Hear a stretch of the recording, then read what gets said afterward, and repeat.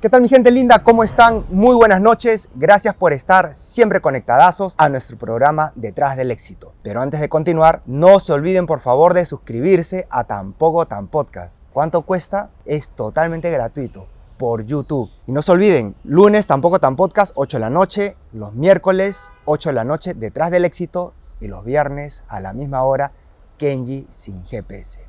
Ahora sí, el día de hoy nos acompaña un invitado que entendió algo antes que muchísima gente. Que el Perú no solo tenía historia, cultura y paisajes increíbles, sino todo el potencial para convertirse en un foco del turismo a escala mundial.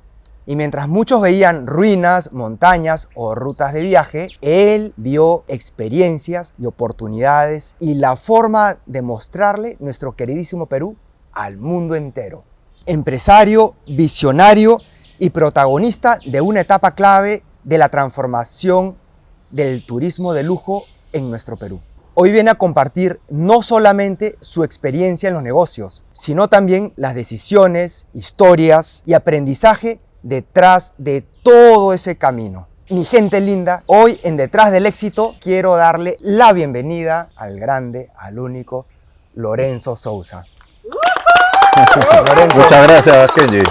Muchas gracias. Gracias por abrirnos las puertas de tu casa y darnos tu tiempo y toda esta oportunidad valiosísima para que nuestra comunidad pueda conocer cómo has transformado el turismo de lujo y cómo has hecho para que el mundo entero realmente pueda conocer lo que es la historia del Perú, que es sumamente enriquecedora.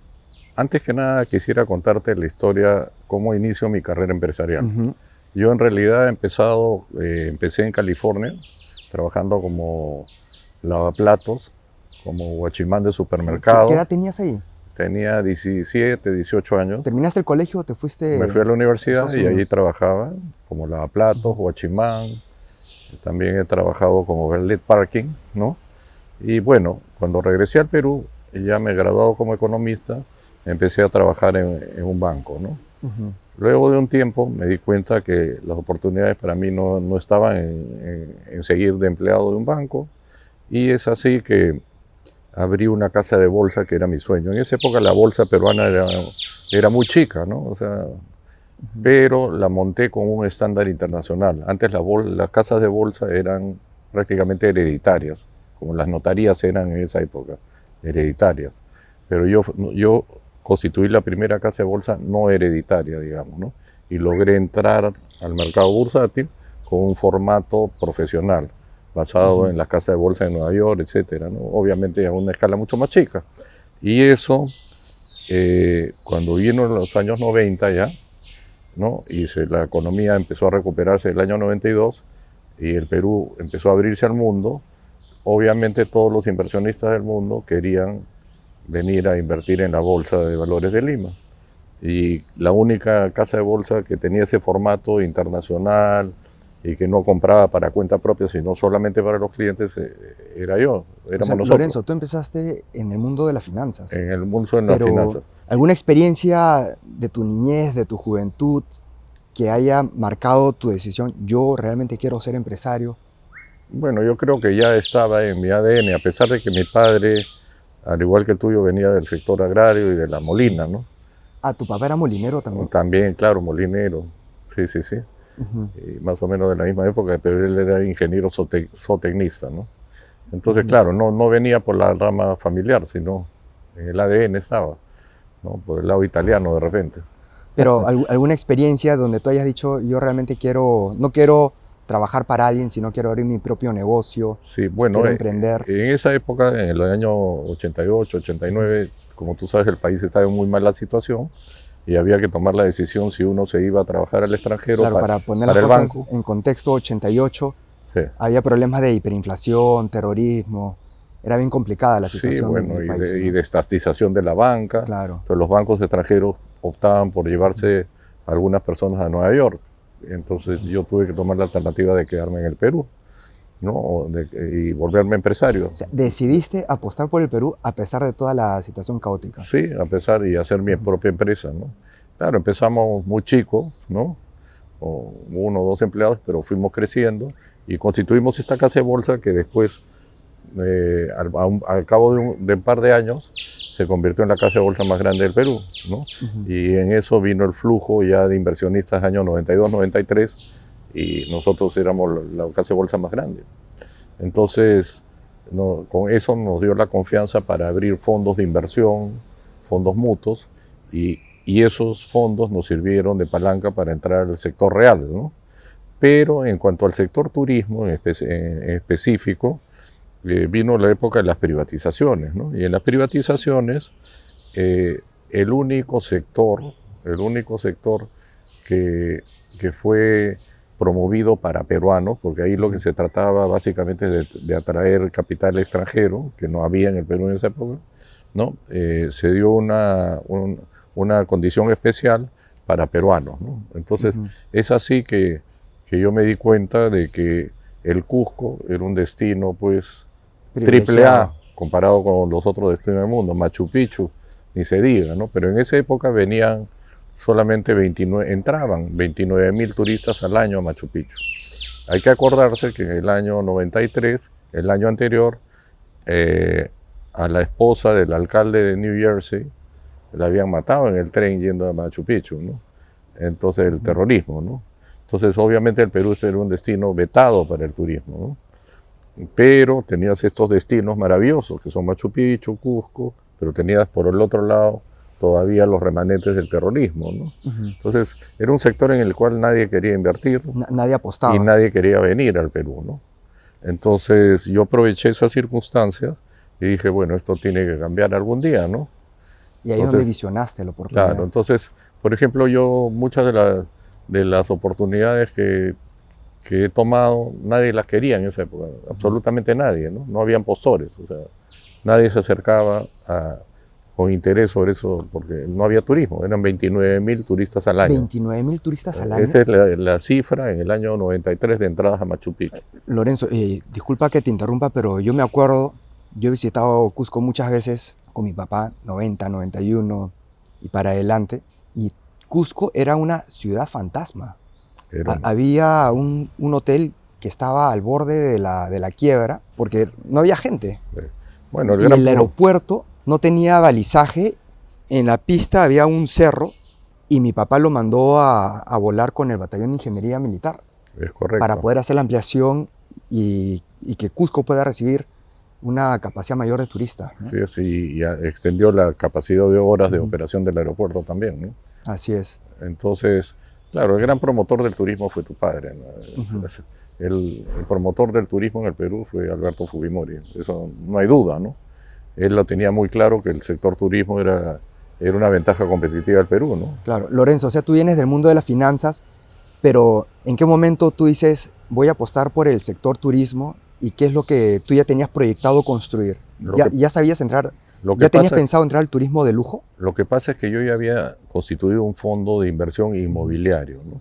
Y con ese fondo estábamos haciendo inversiones acá en Lima, pero visitando Cusco, como tú dices, es una ciudad maravillosa, visitando Machu Picchu, no viendo turistas, ¿no? Visitando el Valle Sagrado, no habían prácticamente albergues, no había nada, ¿no?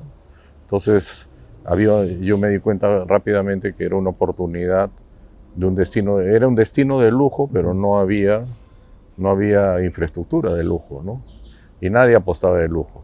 Es así que en el año 95, yo empecé a construir, por ejemplo, el Hotel Monasterio el año 93 y lo terminé y lo inauguré en el CADE del año 95. En el CADE del año 95.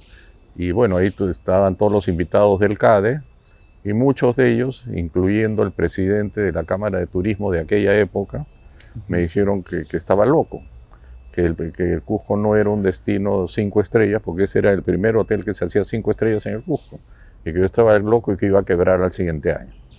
Bueno, aquí sigo, después de 30 años, sigo acá, ¿no? Oye, Lorenzo, cuando muchos ven problemas, la mayoría ve problemas, otros ven oportunidades, ¿no? Sí, pues. Y ahí tienes que tener el ojo de águila. Sí, bueno, y hay que tener también suerte que te acompañe, ¿no? Y pantalones. Sí, pues. Porque, claro, en ese momento había mucha incertidumbre y como tú dices, nadie apostaba por el Perú, pero tú decides hacer patria apostando en el sector turismo Y la pregunta que muchos se hacen, ¿qué riesgos tuviste que asumir en ese entonces? Bueno, todo tipo de riesgos, pero para mitigarlos, convencí al Banco Mundial, ¿no? A través del IFC, de que me acompañara en estas inversiones, ¿no es cierto? Ok. Entonces eso me dio mucha seguridad y a su vez le dio seguridad al sector, ¿no es cierto? Al sector turismo en general, ¿no? Entonces, por ahí empezó el crecimiento de otros hoteles también, ¿no? Porque al ver que empezaban a venir los primeros visitantes importantes al Perú, ¿no? Venía ya gente de perfil muy alto, ¿no? Presidentes, con el tema de la PEC, por ejemplo, que se promocionó tanto el Perú, ¿no? Empezaron a venir presidentes de todas partes del mundo, iban a Machu Picchu, también empresarios importantes, reyes, etcétera. Entonces eso empezó a crear confianza y el sector empezó a crecer exponencialmente, ¿no? En esas épocas empezamos a ver crecimientos de 12% por año en turismo. Impresionante. Claro, y nos dejaron las cifras que tenemos actualmente, ¿no? Ahora, hoy en día hay otros retos, ¿no? Pero ese crecimiento, esas cifras, vienen ya desde el año 2000, 2001, ¿no? Claro. Lorenzo, y con todos tus años de experiencia en el sector, ¿qué ha sido lo más importante? ¿La experiencia cultural, la visión empresarial o el impacto económico? Mira, la experiencia es muy gratificante. El sector turismo a diferencia de otras ramas, es una experiencia muy gratificante, ¿no? Porque es un negocio relativamente tranquilo, ¿no? Claro, tiene sus crisis, como la crisis del COVID, por ejemplo, en el cual todos los hoteleros la pasamos muy mal, pero en general es un sector más llevadero que otros, ¿no? Que la industria o que los ferrocarriles o que las aerolíneas, ¿no es cierto? Negocios en los cuales también he estado, ¿no? Porque cuando vino la quiebra de Aeroperú, por ejemplo, yo puse la primera aerolínea de estándar internacional, que fue LAN Perú, ¿no? Entonces, eso permitió que el turismo siga avanzando, ¿no? Pues nos quedamos en el Perú desabastecidos de aviones, solamente operaba Aerocontinente con 2 aviones y yo entré con LAN Perú, ¿no? Y bueno, y eso permitió que el sector turismo también se siga expandiendo, ¿no? Oye, Lorenzo, ¿y tú qué sientes cuando escuchas la satisfacción de los turistas o ves las caras de contentos, ¿no? Cuando llegan a Machu Picchu, están en el tren, dicen, Sí, Perú bueno, es una maravilla. los turistas tienen Debe ser muy gratificante, ¿no? Es muy gratificante y ha sido a lo largo de estos 26 años muy gratificante y bueno, he llevado innumerables amigos y personalidades a Machu Picchu yo mismo, ¿no? Y ha sido muy gratificante, pero lo que hay que tener en cuenta es que la problemática actual de Machu Picchu, ¿no? Y hay que cuidar el destino, ¿no? Claro. Hay que ser conscientes de que no es traer turistas en cantidad por traerlas, sino hay que seleccionar a quién queremos traer uno y hacerlo ordenadamente, ¿no? Para nadie es un secreto que ha habido una crisis y sigue habiendo una crisis en cuanto al boletaje para la entrada a Machu Picchu. Hubo una crisis innecesaria en cuanto al transporte en la ruta Irán-Bingham de los buses, ¿no?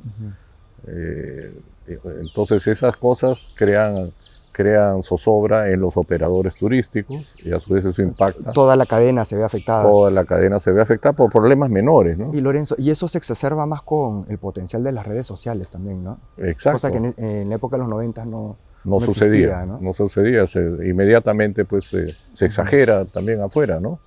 Porque claro, nosotros competimos con otros destinos, ¿no? Ahora, el Perú tiene una gran oportunidad ahora, ¿por qué? Porque al estar en el Medio Oriente cerrado por la guerra en Irán, ¿no? Tradicionalmente cuando el Medio Oriente ha estado cerrado, y eso ya pasó cuando hubieron problemas en Egipto hace unos 15 años, cuando el Medio Oriente se cierra, todo ese turismo cultural, arqueológico, se viene para Sudamérica y especialmente para el Perú. Pero ahorita no lo estamos aprovechando por la mala publicidad con respecto a esos problemas menores que se pueden solucionar muy fácilmente, que son el boletaje para la entrada a Machu Picchu, básicamente, ¿no? Qué terrible, ¿no? Dejar pasar esta tremenda oportunidad. Es una tremenda oportunidad. Oye, Lorenzo, tú hace un par de años Me hablabas de todo el potencial turístico, pero o sea, el Perú tiene varios destinos que no se le saca el jugo, ¿no? No se le saca el provecho. Me hablabas de la ruina de Caral, pero ves la carretera hasta el Perno, como se dice, hasta las Caiguas. En el norte tenemos la catarata de Gocta, las ruinas que están en Chachapoyas también. Sí. Cuélap. En Cuélap, Sí, pero sí. no le sabemos sacar ese provecho, ¿no? Sí. ¿Qué lo hace diferente el Perú? Bueno, el Perú tiene de todo, ¿no? Tiene selva, sierra, tiene arqueología, tiene Hasta el historia, mismo río cultura. Amazonas, ¿no? ¿Ah? Hasta el mismo río Amazonas. El mismo río Amazonas. Por donde vayas en el Perú vas a encontrar algo. Ahora tenemos la ruta del Papa, inclusive, ¿no? Imagínate. Tenemos de todo. Y tenemos la comida variada también, ¿no? Que es un plus, pero hay que tener cuidado porque el desarrollo turístico tiene que ir de la mano con la sostenibilidad. Porque no nos olvidemos que en nuestro país se tiende a tugurizar los destinos, ¿no? Por ejemplo, el caso del aeropuerto de Chinchero, ¿no? El aeropuerto de Chinchero es un proyecto, bueno, que se ha hecho, ¿no? Que se ha hecho, está a medio hacer hace muchos años, pero ¿qué ha causado eso? Ha causado que se invadan terrenos, que se generen tugurios, ¿no? Entonces se ha tugurizado mucha de la zona que era muy linda, la bajada al valle, que era preciosa, hoy día ya no lo es, ¿no? Entonces no queremos que los demás destinos, por un tema de crecimiento, se tuguricen, ¿no? O sea, el crecimiento tiene que ser sostenible. Claro, tiene que ser sostenible y eso es responsabilidad de las autoridades locales, ¿no? Del municipio básicamente, ¿no? Tiene que haber un planeamiento urbano, ¿no? Cosa que no hay. No, pues en Mucha la improvisación. bajada Urubamba se han hecho, no sé, pues unos 20 grifos, ¿no? Y cada uno de un color diferente, horrible, ¿no? Lo que antes eran plantaciones muy lindas, ¿no? Oye, Lorenzo, ¿y en otros países cómo es la inversión turística? ¿Siempre hay una planificación primero por parte de las autoridades? ¿Ustedes inversionistas van a hacer esto? Bueno, en otros países, los países tienen políticas muy variadas en cuanto al turismo, ¿no? Pero, por ejemplo, a mí me da gusto y a la vez me da sana envidia lo que está pasando, por ejemplo, en Ecuador, ¿no es cierto? Si tú te das cuenta, hace unas 3 semanas, Galápagos ha recibido los yates de 3 personajes importantísimos, ¿no? Como Jeff Bezos, Zuckerberg, de Meta, que han ido a las Galápagos de sus megayates, y eso crea un impacto y trae turistas de lujo al destino, ¿no? Eso pasaba en los 90, el late 90, o sea, al final de los 90 y de los 2000, principios de 2000, acá en el Perú. Pero hoy en día tú ya no ves a gente de tan alto perfil viniendo al Perú, ¿no? Entonces, el Ecuador, por ejemplo, está aprovechando eso, ¿no? Y tiene las Galápagos, tiene sus cosas también.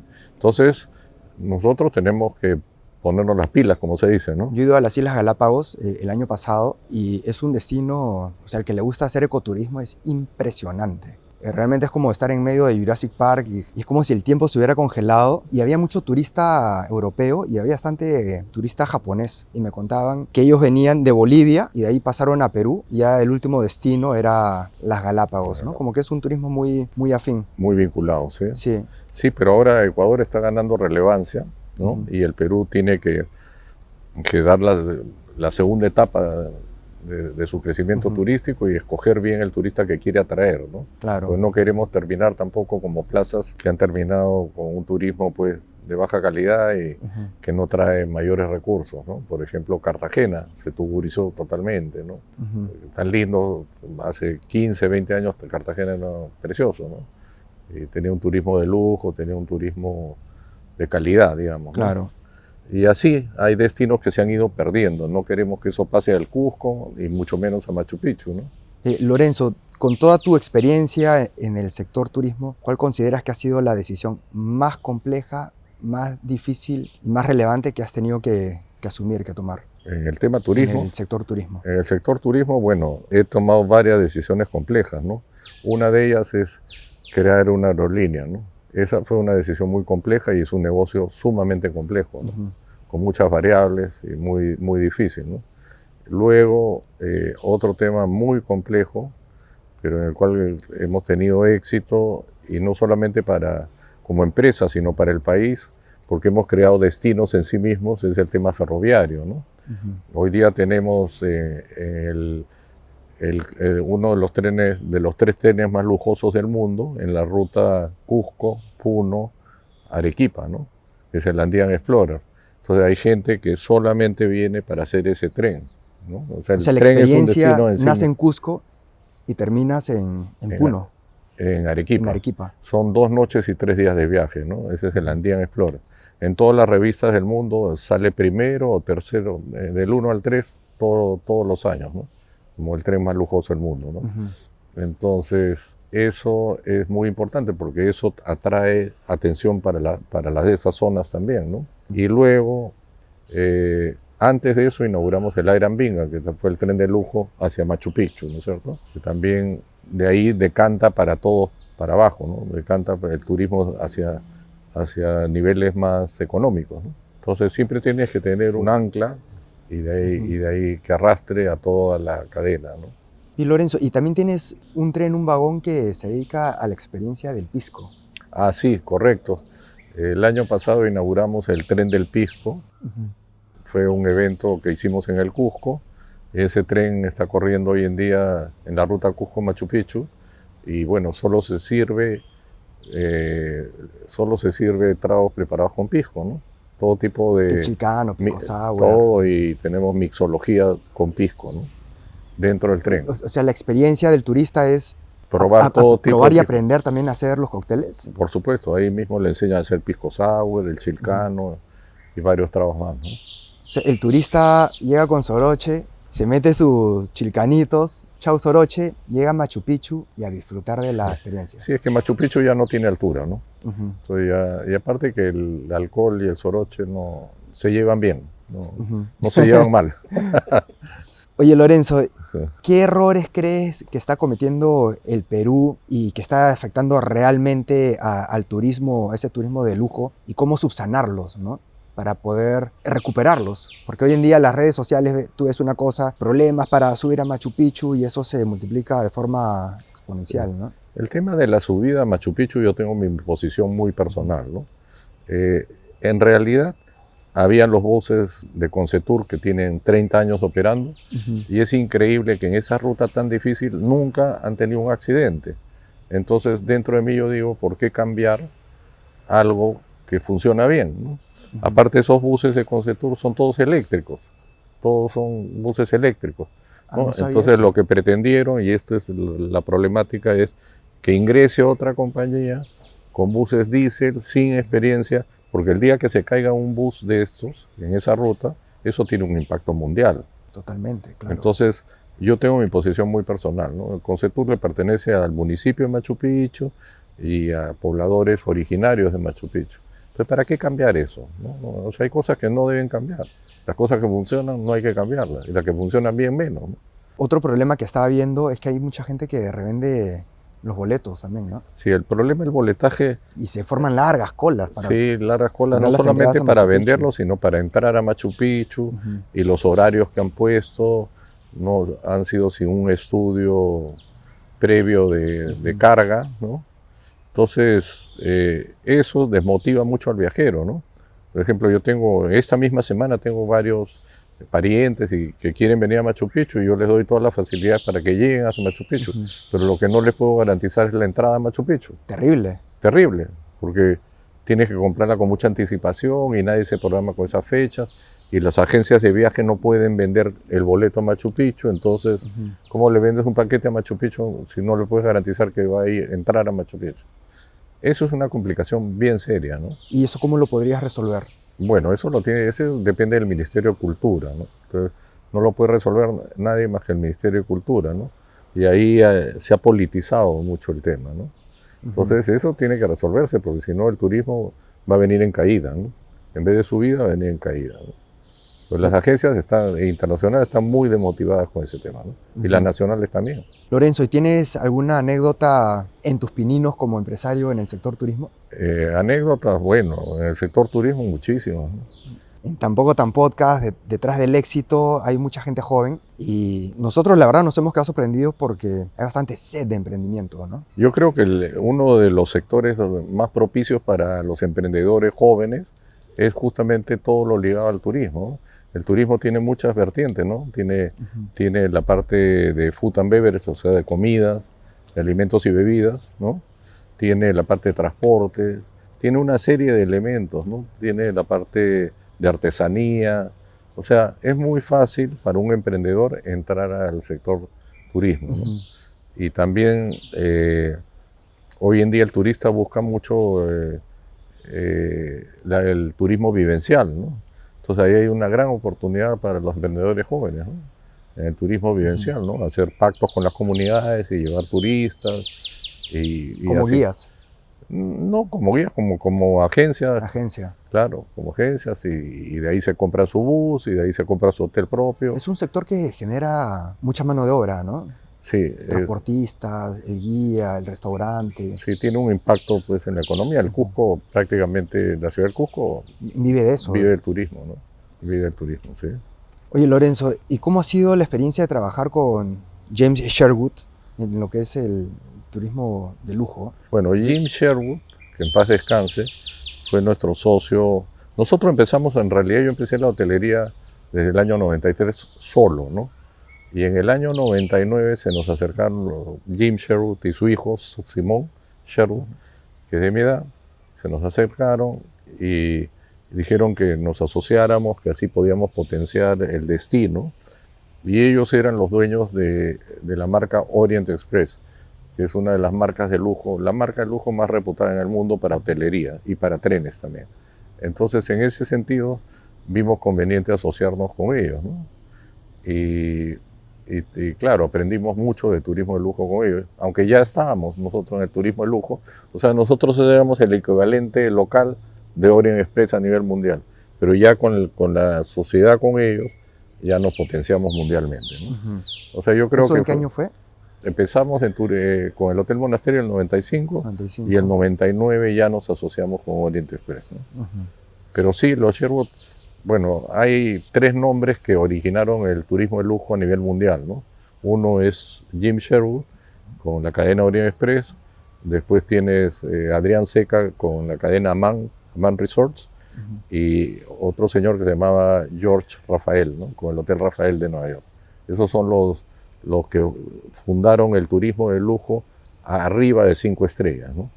Antes solamente había 3 estrellas, 4 estrellas y 5 estrellas, pero ellos fundaron el turismo más arriba de eso, ¿no? Interesante.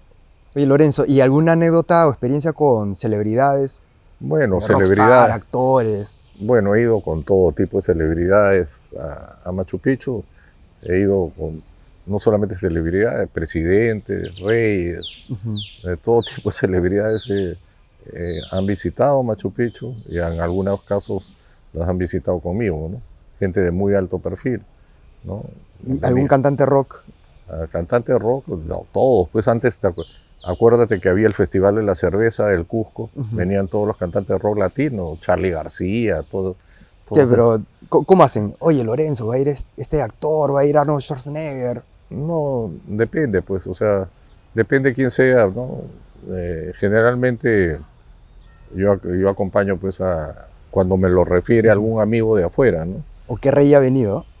Bueno, han venido varios, ¿no? ¿Y tú los recibes? Bueno, en Machu Picchu yo los he recibido, o los llevo en el tren yo mismo, porque generalmente lo que se hace un tren privado, pues, con la comitiva, ¿no? ¿Y cuál es la cosa más excéntrica que te han pedido? Mira, la gente más importante es la menos excéntrica, realmente. Mira tú. En general, ¿no? En general, la gente más importante... La más sencilla. Es la gente más sencilla, ¿no?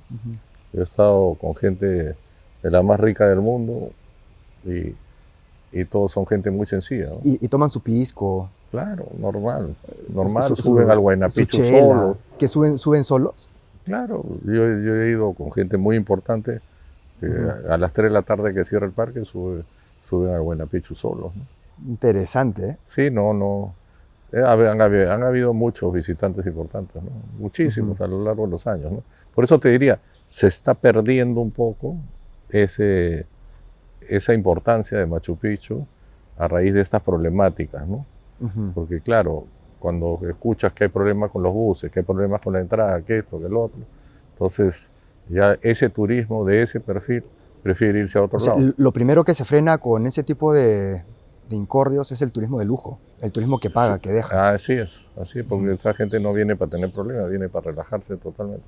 Y Lorenzo, y con todos los viajes que tú has realizado a nivel mundial, ¿cuál es la diferencia de la visión empresarial peruana en el sector con las de otros países? Bueno, yo te diría que empresarialmente... ¿Cuál es el país líder así que ofrece la mejor experiencia al turista? Mira, te diría ¿Japón? que es que cada país tiene su infraestructura diferente, su cultura diferente, tienes cosas diferentes que hacer, que ver y que comer. Entonces tú no puedes comparar uno con otro, ¿no? La experiencia en Tailandia es una, la de Japón es otra, ¿no? La de Filipinas es otra, siendo todo parte del Oriente, ¿no? Igual en Sudamérica, Perú es muy parecido al Ecuador, es parecido en algo a Chile, Chile es parecido a Argentina. Entonces... Pero puedes extrapolar cositas de esos países para mejorar la calidad de atención, servicio. Bueno, de hecho, ¿no? Eso yo siempre estoy mirando qué está pasando en el mundo, ¿no? Pero sí, tenemos ahora ideas innovadoras, porque hay que seguir innovando, ¿no? Sacando productos nuevos, ¿no? Lorenzo, ¿qué tan importante fue pensar en el turismo peruano con estándares top, premium, estándares internacionales? Yo creo que eso es muy importante para el Perú, ¿no? Porque cuando tú tienes un sector premium, de ahí para abajo los hoteles, todo el sector se beneficia, ¿no? De ahí vienen los hoteles 5 estrellas, 4 estrellas, pero todos suben su estándar. Como te digo, cuando yo hice el primer hotel que considerado 5 estrellas, que es el Hotel Monasterio, los demás hoteles de mi competencia entre comillas, tuvieron que invertir unas cantidades importantes de dinero para tratar de llegar a ese nivel, ¿no? Y seguimos en eso, ¿no? Nosotros cada cierta cantidad de años invertimos y mi competencia invierte más y así el destino tiene mejor infraestructura cada año, ¿no? Y así es. Y ahora hay una tendencia por la parte gastronómica también, ¿no? Ya no es solamente tener lujo en el hotel, sino es quién tiene la mejor comida, quién tiene el mejor chef. Y ahora vamos al concepto de wellness, o sea, al concepto de lo saludable. De lo saludable. Eso es lo nuevo que está por venir y todos los hoteles en el Cusco, en el Colca o en cualquier parte del mundo vamos a tener que adaptarnos al concepto wellness, que es lo que está ahora en boga, ¿no? Oye, ahorita lo que está en boga es la sostenibilidad. Sí, pues. Y ahora me dices que viene la tendencia de lo que es wellness.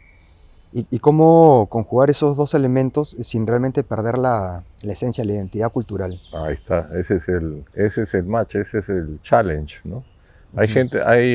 Ahorita hay un divorcio entre los hoteles que hacen wellness y los hoteles de lujo, digamos, ¿no?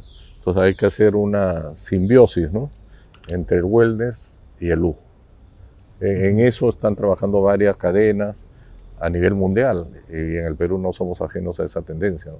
O vamos para el wellness. ¿Qué? O sea, lo gastronómico, comida saludable, poner spa. Sí, spa, sí, pero es un poco más que el spa, ¿no? Es una estadía prolongada de la sensación mental de bienestar, ¿no? Sí, y también tiene que ver con el plano psicológico de ir a visitar comunidades andinas, de desconexión, ¿no?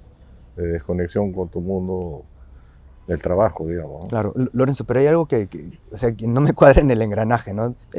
Existe ya toda esta tendencia del wellness, del bienestar, de la experiencia, pero claro, de repente te encuentras con algo que no engrana bien, compras tu boleto y te dicen, no, para las siguientes semanas la entrada a Machu Picchu, pero yo tengo que regresar pasado mañana. Ahí está el problema, ¿no? El cuello de botella hoy con las entradas a Machu Picchu. Ese es el cuello de botella que tiene que resolverse, sí o sí, ¿no? Y es un tema del Ministerio de Cultura. El sector privado ya ha hecho todos los aportes posibles para que eso se maneje bien, pero hasta ahora no hay respuesta, ¿no?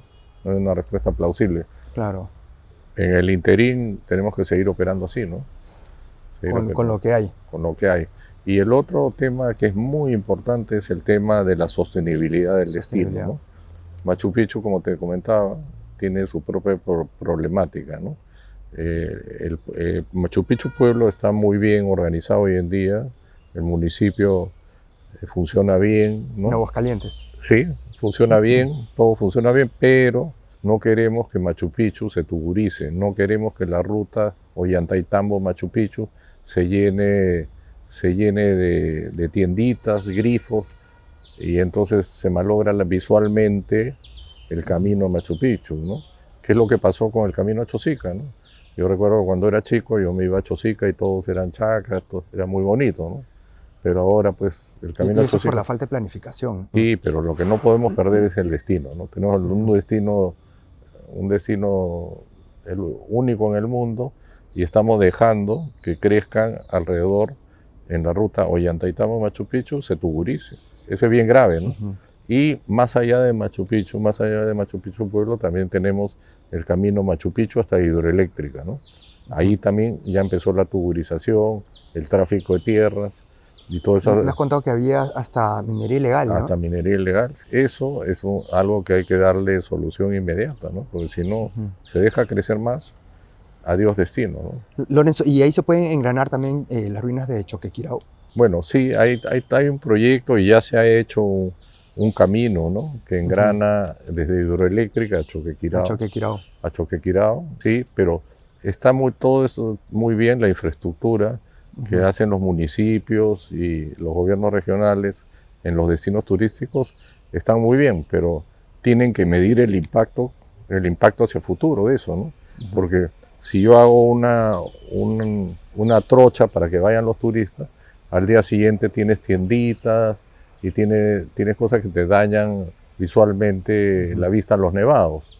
Entonces, ¿qué queremos, no? Traer más turistas y dañar el destino. ¿Cómo conservamos el destino si no tenemos planificación? ¿Ves?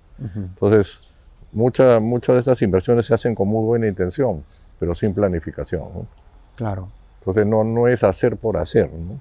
O sea, hay que tener una visión de más largo plazo, ¿no? Lorenzo, ¿tú crees que el Perú ya ha llegado a su máximo potencial turístico o estamos todavía en pininos? No, estamos en pininos. Nosotros ahorita estaremos pues, en 3.600.000 turistas ¿Qué al año. necesita el Perú para ese apalancamiento? El Perú debería estar hoy en 10 millones de turistas al año, ¿no? Mínimo. Pero necesitamos diversificar los destinos, ¿no? Diversificar, como tú dices, Cuela, Gocta. Gocta es una maravilla, ¿no? Y Cuela también. Hay Choquequirao, tenemos que tener acceso a Choquequirao. Puno es una maravilla, ¿no? Cosas increíbles en Puno. El Colca. El Colca es algo que se está recién empezando a descubrir, ¿no? A descubrir turísticamente Hasta hablando. el río Amazonas también, ¿no? El nacimiento del río Amazonas es en la quebrada del Colca, ¿no? Abajo. Ahí nace, ahí está el primer puquio que suelta el agua y de la cual nace el río Amazonas. Eso lo sabe poca gente. Recién me entero. ¿Ah? Recién me entero. Claro, eso es un atractivo turístico en sí mismo, ¿no? O sea, un paseo pues que nazca ahí y termine en la Amazonía, ¿no? Oye, Lorenzo, y si tuvieras que elegir así 3 lugares para futuras inversiones en turismo, ¿cuáles serían? En Perú a mí me gusta el Colca y los cañones aledaños al Colca. Sí, me gusta Gocta también, me gusta toda la zona de Chachapoya, pero ahí hay que ir con cuidado para no dañar el destino, ¿no? Pues tampoco no queremos que se llene de pueblos y cosas ahí poblados, ¿no? Que dañen visualmente las maravillas que tenemos ahí, ¿no? A mí me gusta la parte Caral. andina. ¿Ah? Caral. Caral, bueno, yo he visitado Caral desde que estaba tapado, lo he visitado 3 veces, ¿no? A medio tapar y cuando ya estaba descubierto, ¿no? Y Caral es una maravilla, pues, que tenemos ahí y la tenemos a tiro de piedra de Lima, ¿no? Yo inclusive... Oye, ¿y por qué se abandonó? Yo he ido a Caral el año pasado y la pista parece trocha. Sigue siendo así, pero en Caral lo que le falta es infraestructura, uno, y el tema de seguridad. No nos olvidemos que esa zona aledaña a Caral tiene problemas serios de seguridad, ¿no? Entonces, tienen que haber 2, 3, 4 hoteles para que conjuntamente ya se protejan entre sí y sea seguro estar ahí, ¿no? En esa zona. A nosotros el guía nos dijo que el Perú nace en Caral. Porque Claro, son bueno, la 5.000 años de antigüedad, civilización, ¿no? la civilización americana nace en Caral. No, el Perú no, la civilización americana. La civilización americana nace en Caral. Es un atractivo de talla mundial, ¿no? Lo que pasa es que está ahí está ahí todavía por descubrirse turísticamente hablando, pero está tan cerca de Lima que yo traté de armar un circuito años atrás con unos aviones para ir desde el aeropuerto de Lima de frente, ir y volver con unos aviones chicos, ¿no? Y estuvimos sopesando esa idea, hicimos vuelos allá, a pesar de que no hay aeropuertos, son aviones que aterrizan en tierra. En tierra. Sí, pero claro, no justificaba económicamente la operación, pero por lo menos hice la prueba piloto, ¿no? Yo creo que por ahí está la solución, y la otra es tener hoteles grandes de calidad que se protejan, ¿no? Que protejan la zona y tener seguridad en la zona, ¿no? Que hasta ahora no hay. No la hay, pues, no hay seguridad. Esa zona es muy movida, ¿no? Claro. Lorenzo, ¿y la Cordillera Blanca, la Cordillera Negra? No, pues Huaraz es otra maravilla. ¿Ah? Huascarán, Bueno, la Laguna de Yanganuco. Sí, ahora hay un proyecto de teleférico en esa zona que me parece muy acertado, ¿no? Bueno, la Cordillera Blanca tiene un potencial enorme, pero nuevamente, hay seguridad no tanto, pero sin tuburizar el destino también, ¿no? Si tuburizamos el destino, todos los destinos están con amenaza de tuburización, ¿no? Ese es el problema. La Cordillera Blanca es una maravilla, pues nadie la ha explotado adecuadamente, ¿no? No hay un hotel que tú digas, oye, ¿no? Ahí podría haber un Aman Resort perfectamente, ¿no? Lorenzo, además del sector turismo, tu hijo está vinculado en el tema de Agua Munay. Sí, mi hijo ¿Cómo nace ese proyecto? Mi hijo, por su cuenta, armó ese proyecto de Agua Munay. La verdad es que al comienzo yo no le hice mucho caso, ¿no? Al tema, yo no conocía del negocio. Y bueno, él con algunos socios centroamericanos, entiendo, armaron esta empresa, le pusieron Munay con un nombre local y fue altamente exitoso, ¿no? Tanto en los restaurantes como en las casas y en oficinas, hoy en día tienen su agua, ¿no? Y se aplica el mismo concepto de sostenibilidad, ¿no? Porque la botella creo que las tienen que devolver. Sí, la botella se lava, ¿no? Se lava, es mucho más sostenible que una botella de plástico. Lorenzo, ¿qué relación encuentras entre recursos naturales, bienestar y la imagen del Perú que se proyecta a nivel global? El Perú está en su mejor momento, ¿no? Con los precios de los minerales nunca antes vistos, del oro, el cobre. Estamos en un super ciclo de todo, ¿no? De la plata, del oro, del cobre, del café, del cacao, de los arándanos. Estamos en un super ciclo. ¿Pero le estamos aprovechando? Mira, yo te diría que no lo estamos aprovechando, bueno, por todos es conocido, ¿no? O sea, el problema es que esa bonanza llegue a los más pobres, ¿no es cierto? Y la regionalización ha evitado, en mi concepto, de que eso llegue a donde debe llegar y que los proyectos sociales se hagan, ¿no? Entonces, muchos se han quedado en el medio, ¿no? Porque las grandes mineras pagan sus impuestos regularmente. Entonces, los cánones mineros se pagan, pero no llega a quien tiene que llegar.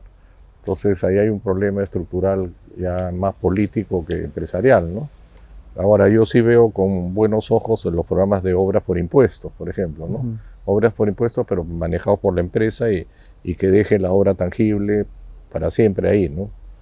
No tan ligado con los gobiernos regionales, ¿no? Directamente la empresa ejecutando la obra, ¿no?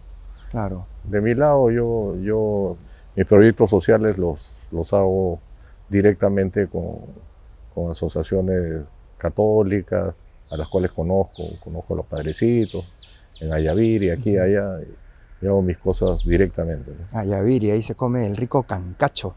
¿Has probado el cancacho? No. El cancacho es carne asada y llegas a ese cruce de Ayaviri y te lo sirven no en plato, sino en papel de saco de azúcar, y ya cuando vas a llegar a Ayaviri, ahí vas ahí.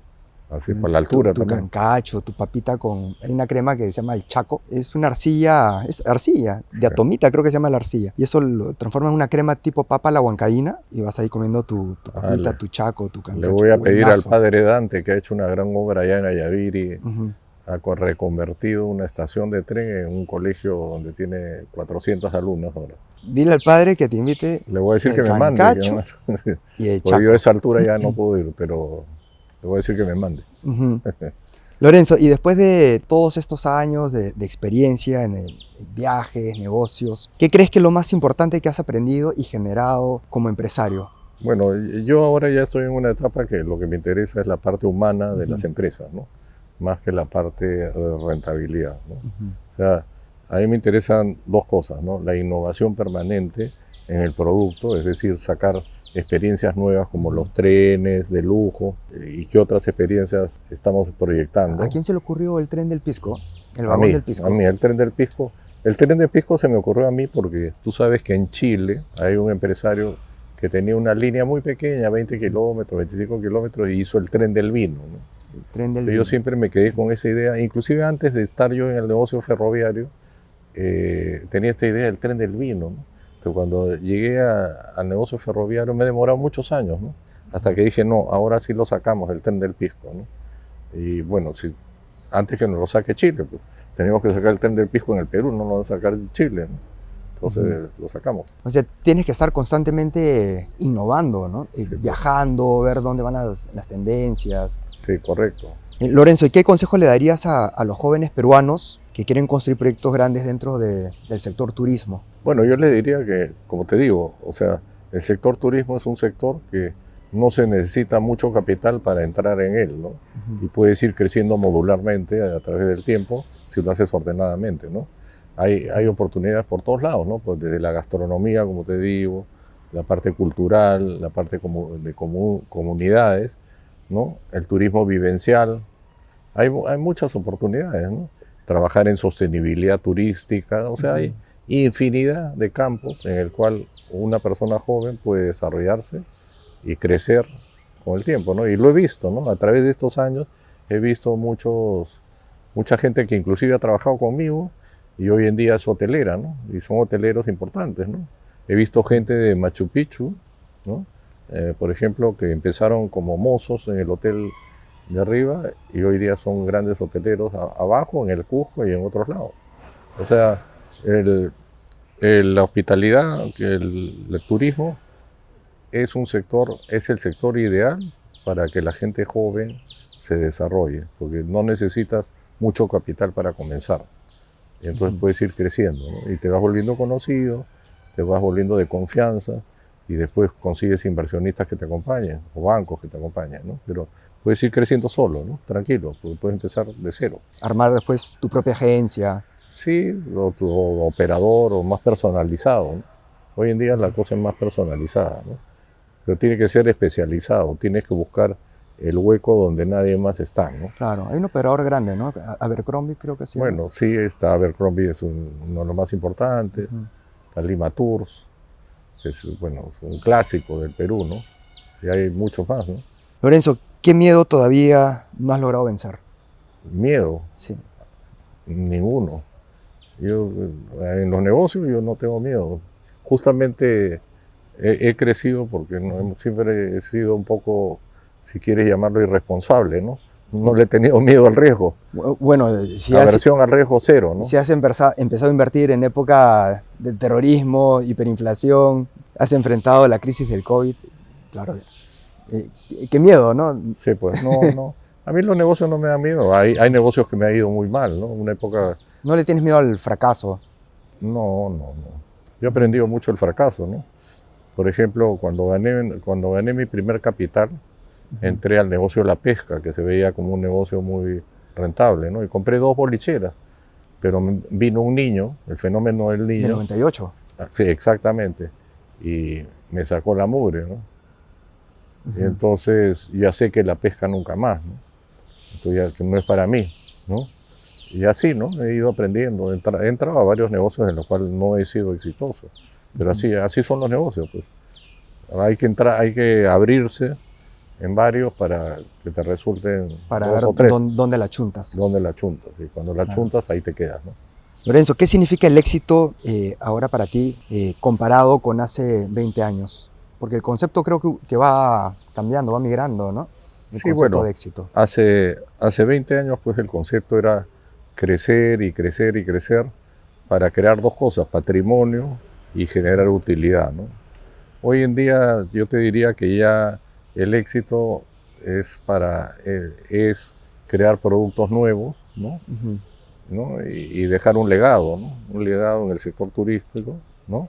Y también involucrarse más en el lado humano del negocio, no solamente el negocio, sino de las comunidades donde pasa, ¿no? La responsabilidad social. La responsabilidad social, pero directa, ¿no? Directa, Ujú.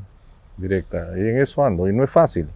No es fácil hacer responsabilidad social, no es fácil, porque a veces hasta hay oposición, ¿no? Tú quieres poner una posta médica y hay algún político que se opone, ¿no? Por motivos políticos, y tú lo que quieres es hacer el bien, pero bueno, así vamos yendo, ¿no? Lorenzo, el negocio más raro que has invertido. Más raro. Sí. Bueno, en ese libro que te voy a regalar, ahí están todos los negocios que he hecho. Los negocios más raros han sido obviamente los especulativos, ¿no? A ver. Mi viaje por los emprendimientos. Claro, aquí lo que relata básicamente es cómo crear empresas empezando de cero, ¿no? O sea, sin haber heredado más que la educación que me dieron mis padres, ¿no? Que ya fue bastante, pero más que eso, no. Entonces esto un poco lo que quiere es para gente joven, para que vea que hay que recursearse de todas las formas hasta llegar a tener un capital para poder hacer empresas, ¿no? Y aquí habla de negocios especulativos, ¿no? También, ¿no? Por ejemplo, en alguna época nos dedicamos al negocio de la plata, ¿no? ¿Qué pasó? La plata como había el famoso tipo de cambio MUC en la época del primer gobierno de Alan García, la plata se vendía al dólar MUC. El Banco Central te vendió un lingote de plata a los peruanos al dólar MUC. Y eso equivalía a comprarlo a mitad de precio del precio de afuera. La onza valía 5.25 afuera y a dólar MUC la estabas comprando acá en el Banco Central ya lista, ya con su sello, a $2.20. Entonces era obvio que en algún momento esa brecha se iba a cerrar. Entonces lo que hacíamos era acumular, comprar. Obviamente no con dinero propio, sino pidiéndole a la abuela, a la tía, friends and family que se llama, ¿no? Y te guardabas eso y cuando se generaba la utilidad, cuando explotaba, porque todas esas cosas ficticias explotan, ¿no? Ya repartías la utilidad a tu familia y a tus amigos que te habían prestado, ¿no? Y así uno va creciendo, ¿no? O sea, Lorenzo, con lo que tú me cuentas, empezaste lavando platos, seguridad, A mucha honra, a mucha honra. Y todo eso ha ido forjando tu carácter, tu personalidad de hoy en día, ¿no? Eso es muy importante. Lorenzo, yo por eso cuando veo un valet parking me identifico totalmente. Lorenzo, ¿qué sientes que todavía te falta construir? La verdad es que ya lo que me falta construir es transmitirles a mis hijos y a mis nietos la vena del emprendedor, ¿no? Bueno, que ya la tienen, ¿no? Pero darles un empujón más para que no tengan aversión al riesgo, ¿no? Y se sepan mover en un ambiente tan complejo como el peruano, ¿no? Lorenzo, finalmente, ¿cómo te gustaría que las futuras generaciones recuerden el aporte que tú has hecho al sector turismo? Si estás en una isla solito y tienes una botella y un papel, ¿qué mensaje dejarías dentro de esa botellita? A mí yo prefiero no que me recuerden por lo que he hecho por el sector turismo, sino que me recuerden como persona, ¿no? Como buena persona. Por eso te digo que el lado humano es lo más importante en una empresa, ¿no?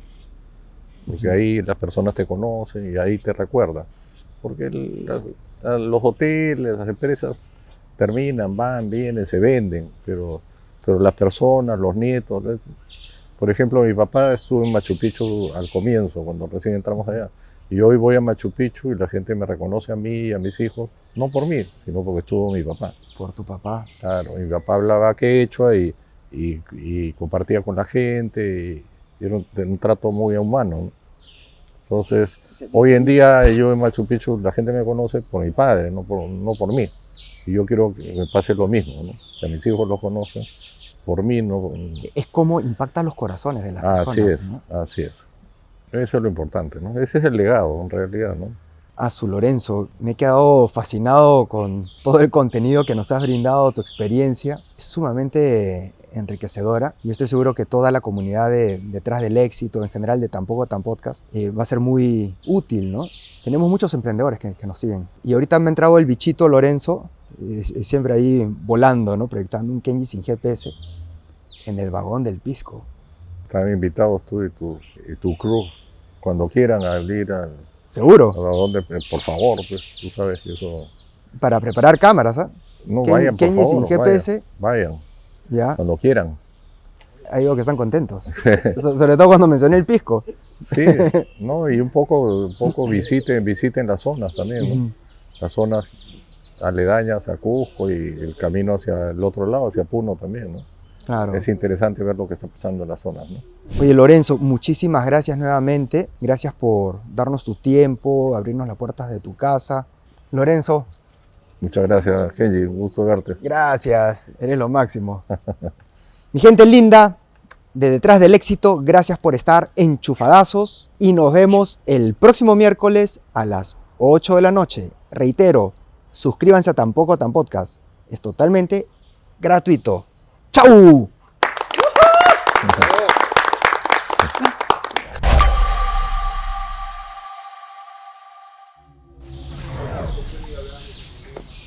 Oye, Lorenzo, ¿has trabajado en Taco Bell? Yo he traído Taco Bell al Perú. ¿Tú trajiste Taco Bell? Al Perú, sí.